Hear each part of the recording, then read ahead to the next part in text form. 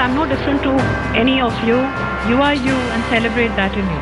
I live now. I was existing before, now I live. There's nothing that a woman can't achieve. Except for Dinesh, I hate all the other cricketers. कभी कभी अदती जिंदगी में यूं ही कोई अपना लगता है.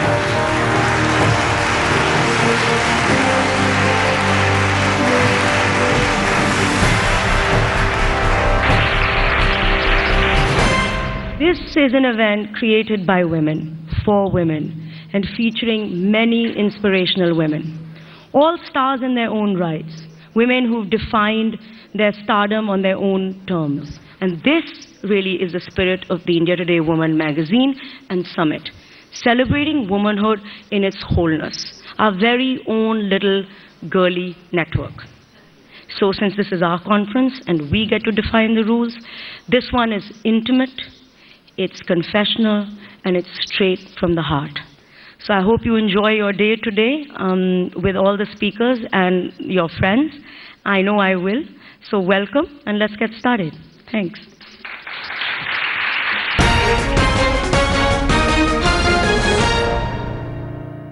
I think what people really want to know first is, what is really the biggest challenge for you? From, I think, a really tough electoral battle in Amethi to all sorts of snide remarks about your educational qualifications, you're not qualified to handle such a ministry. What's it been like? I think the most challenging event in the past few months in my life has been sitting for an interview to get my child admitted in a Delhi school. Doesn't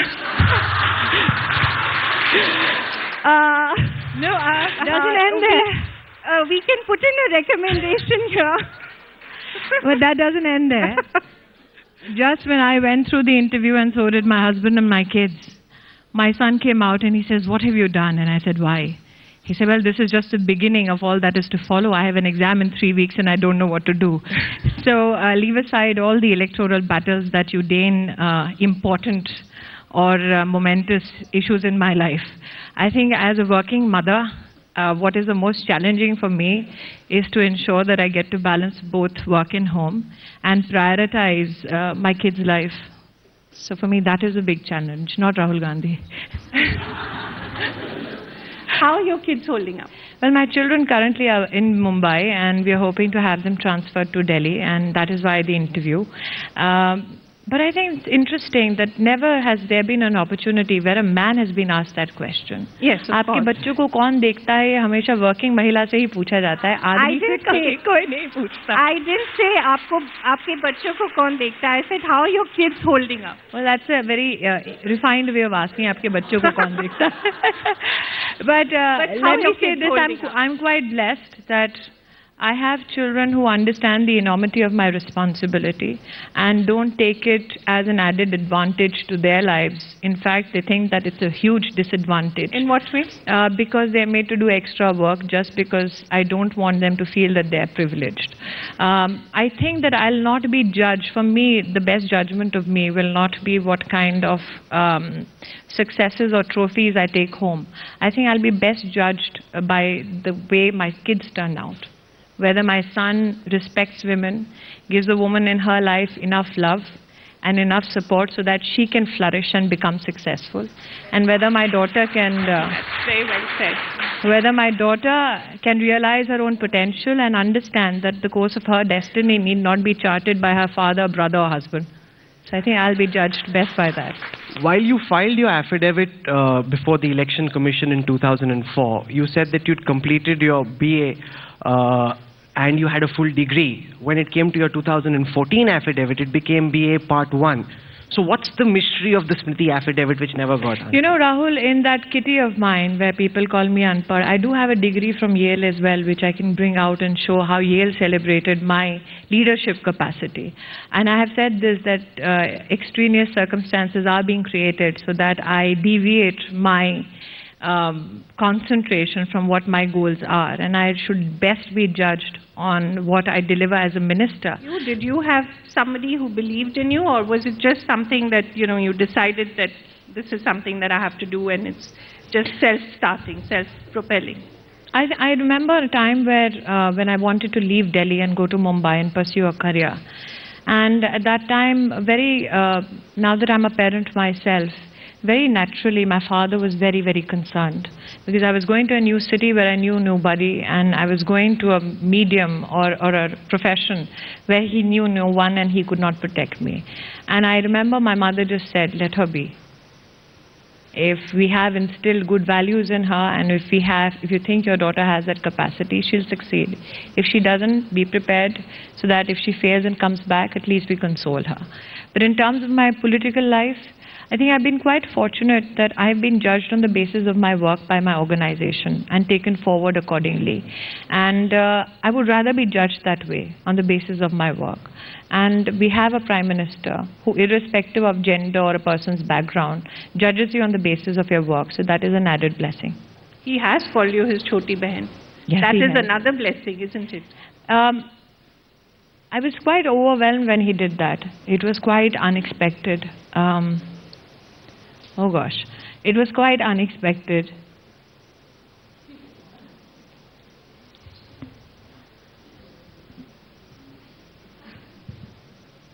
Yes. He comes from a very, very poor family. I guess somewhere he recognized that. Yeah. What is it about Narendra Modi that makes Smriti Irani choke in the throat?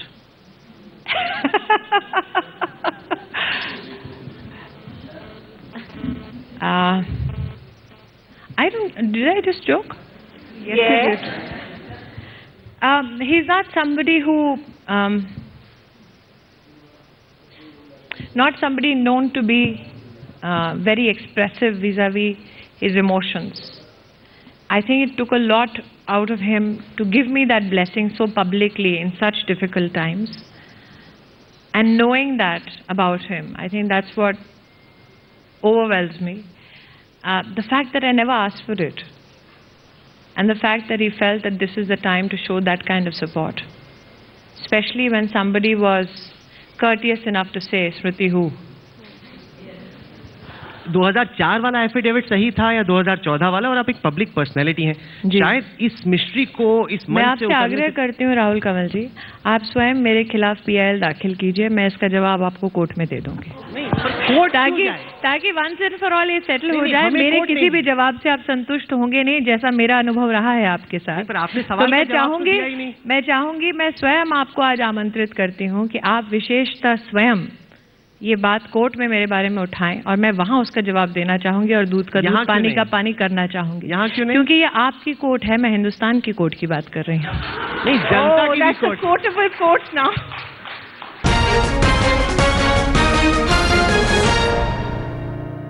Shilpa Shetty Kundra, as I've been corrected.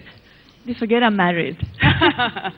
Well, you don't look like a mother of a child, I must say. I'll take that as a huge compliment. And Thank I'm you sure very many much. are wondering, what is the secret, Shilpa? There honestly is not. You know, a lot of people would think that, you know, I'm maybe genetically blessed, or, you know, I don't put in any effort. And at times I sound really preachy when I give people tips on how they can lose weight, and they have this really weird expression on their face, and they're like, yeah, we know, yeah. But so I really want to say it's all about a lifestyle modification, and that's how I've done it. And I just lead a very healthy life. I'm very disciplined. I'm lucky that I don't drink. I go to bed early, and my form of exercise right now is just running after Vian. So that keeps me really fit. I know it's the most common thing to say when you're a mother, but I think at the end of it all, it's all in the mind. More than conditioning your body, it's about conditioning your mind. And when you're happy with what you're doing and what you're eating, your body is happy with the way it is. And the people who are actually stressed and thinking about what they're eating and standing on the weighing scale and getting depressed with the weight not budging, they're the ones who have an issue. So I'm very happy in the space that I am in, and I feel very blessed. So I think Yeah. So one confession in front of all these gorgeous women that another gorgeous woman would like to make, something that you've never spoken about, something that you feel that all women should understand and know and respect about themselves. I don't know if it's a confession, but there's nothing in life that we as women cannot achieve.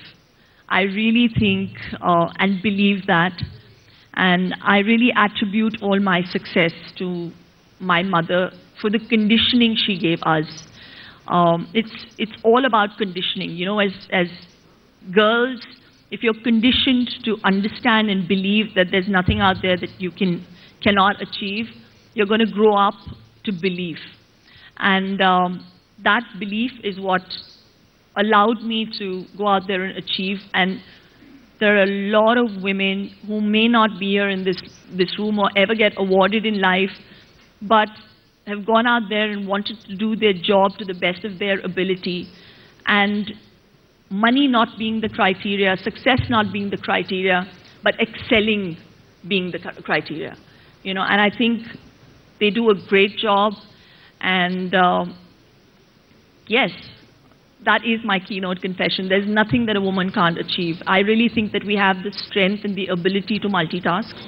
And with a smile and unconditionally, men cannot do it.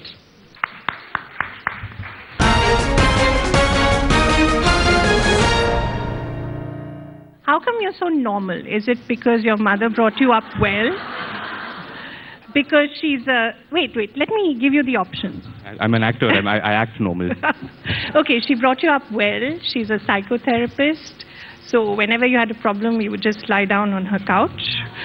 Or is it just that, you know, you've been surrounded by very strong women from the very beginning? What is it? I do have to give my mother a great deal of credit. She brought me up as a thinking person. She always encouraged me to think, to question, to challenge, even her, to ask her, why this, why not that? If she told me, do something a certain way, she would always tell me why. Say, I want you to do this for this reason. I think really that's what's led me here today. That's what's turned me into the person that I am. You spent a lot of time away from home. You went to a school for 3 years where there was no electricity. You washed your own clothes, cooked your own food. Tell us a little about it. 5 years, yeah. 5 years. How old were you? I was 10. People think I'm lying when I tell this story. It was like a Gurukul, couple of hours outside of Ooty. As Kaveri mentioned, we didn't have electricity, running water. We grew our own vegetables. We cooked our own food. We washed our own clothes. We swept and swapped the floors. If I'm completely honest, we didn't do a whole lot of studying. I think there was we had a lot of life lessons. You learned more valuable things like how to identify poisonous and non-poisonous snakes, which comes in handy more often than you would think. Okay, you've just become a dad, and I think everyone here would want to know, do you share in the nappy duties, whatever? I'm just going to say this. Duties? I was the first one to change diapers, not my wife. Okay. She had all of these issues about, it smells bad. Oh God, she's going to kill me when she sees this on TV. That's okay. She's going to You're kill me when among she sees this on friends. TV. But yes, I did start changing the diapers before she started changing the diapers. You've been sounding very proper. I think that's a trait that runs in your family. Very proper, Yeah, very measured, very controlled, very careful. It's a Khan sickness. We can't help ourselves. I can see that. But your socks suggest something else. That means you're a corporate look. If I was a clothes reader, I would say a very proper look, and there's a fun side of you. Now show us your fun side. You should We see want the to see underwear. your fun side. Please do something which is fun. Come on, What Imran. can I say? I'm outnumbered. You have to do something. Yeah, make Your your socks flight are today. saying This is my it. flight. My wife will kill me. Doesn't matter. Get killed. It's okay. Do you have a request? Sorry? Do you have a request? Do we have a request? What? Oh. Remember, you asked for this. I'm not a good singer. कभी कभी अदिति जिंदगी में यूं ही कोई अपना लगता है कभी कभी अदिति वो बिछड़ जाए तो एक सपना लगता है ऐसे में कोई कैसे अपने आँखों को बहने से रोके और कैसे कोई सोच दे everything's gonna be okay.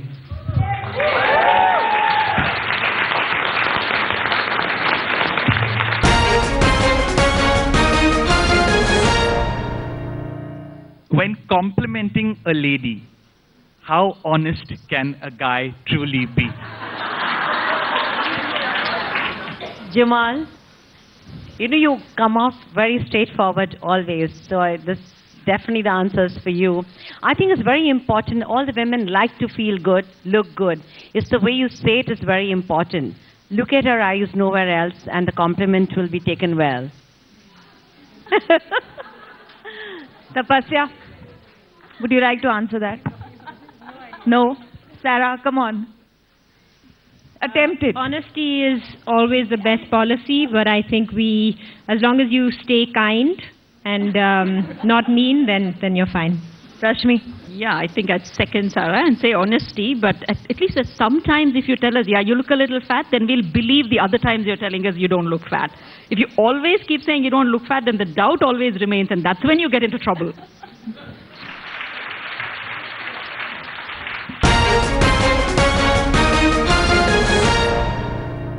The last 200 years, if you just look at the history of the world, women have been at a disadvantage because they were denied the right to property, right to vote, and these rights were enshrined in the principles of liberal democracy.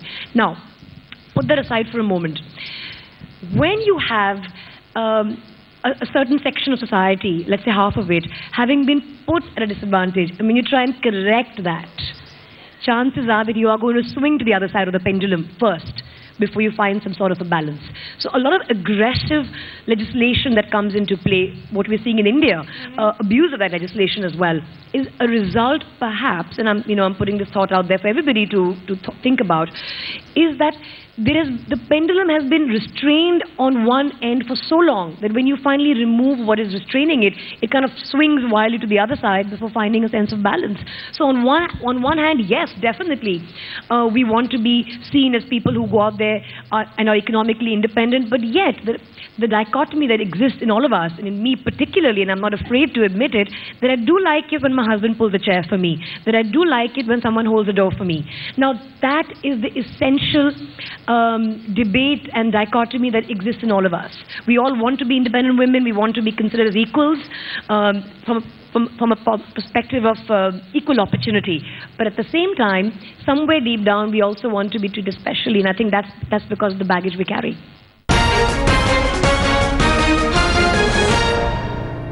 What's your relationship with the industry? What is your relationship with Bollywood? I'm actually still in the process of trying to understand that. It's an interesting question. I oscillate between feeling that it's my family and also my place of work. So it means a lot of things to me. But having said that, that's the only world that I've known for so long. I started very young. It's interesting that you say it because that's the only world you've known for so long, yet a lot of people don't feel you that you're a part of that world. Do you feel alienated at all? No. I know I make a choice of when I want to be there and when I don't. I connect to it most deeply when I'm working because my work connects me to the industry. And of course, all the friends that I've made also through work and through the industry. But because I was not born to film parents, the connect is not the same as somebody who's born in the film industry feels, probably.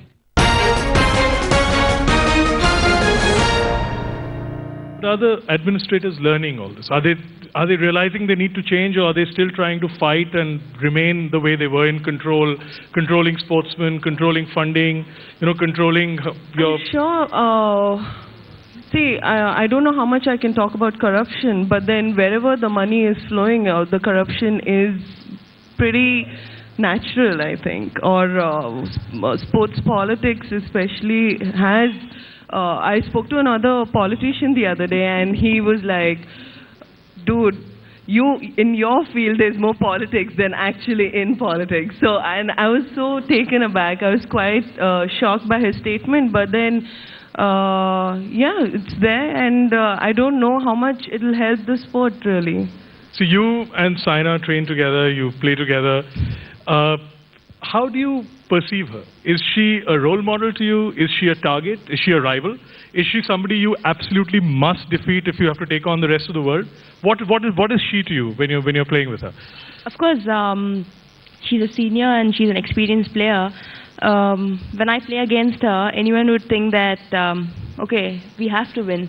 It's not like, oh, she's my senior or I should respect her. But on court, it's of course rivalry. But off court, from my point of view, we're just normal friends. But I don't know in her point of view. Another issue that keeps coming up for sports like yours is the rivalry, the discrimination that you face at the hands of cricket, right? Everybody says that, India is cricket crazy. They give sponsorship, money, everything to cricket. And Deepika, I want to ask you this because you experienced this firsthand. I mean, your fiancé, you can flash the ring, Dinesh Karthik is, an international cricketer. There must have been occasions where, you're as successful as him in your sport, but where you can clearly see that you're treated differently because he's a cricketer and you're not. Does that happen? I'm actually very lucky that I have a fiancé who thinks I'm more successful than him. So I'm actually very lucky. But before I met Dinesh, I hated cricketers because they used to steal all the limelight. They used to steal all the endorsements, all the sponsorships. I mean, in fact, I think it came in the papers that Deepika hated cricketers until she met Dinesh. I still hate them. Except for Dinesh, I hate all the other cricketers. But yes, I think, as any other sport in India, we can't compete with cricket. We've tried, but I think it's just a waste of time because we know that cricket is a religion in India. People like watching cricket. But I think I've always maintained to say that our job is to win medals for the country. Our job is to get our sport higher as long as we can. And as long as we win medals, recognition will come.